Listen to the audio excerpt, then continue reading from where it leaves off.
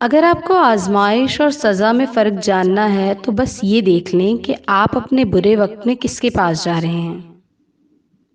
اگر آپ کی مشکلات آپ سے وہ کام کروا رہی ہیں جو اللہ تعالیٰ کو ناپسند ہے اور شیطان کو پسند ہے، مثلاً گانے سننا، مرے ہوئے لوگوں کے در پر جا کر مانگنا، آپ کے اخلاق کو برا بنا دینا وغیرہ وغیرہ، تو جان لیں کہ یہ سزا ہے۔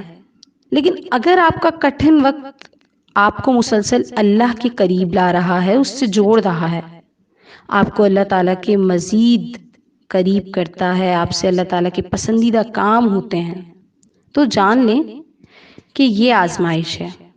جو ایک دن ختم ہو کر آپ کے لیے دنیا و آخرت میں بہت بڑے انعامات لانے والی ہے۔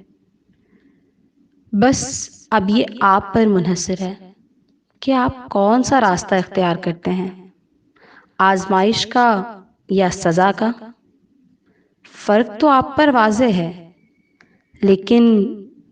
آپ کی سمجھ کے مطابق آپ کیا چاہتے ہیں وہ آپ خود سوچیں۔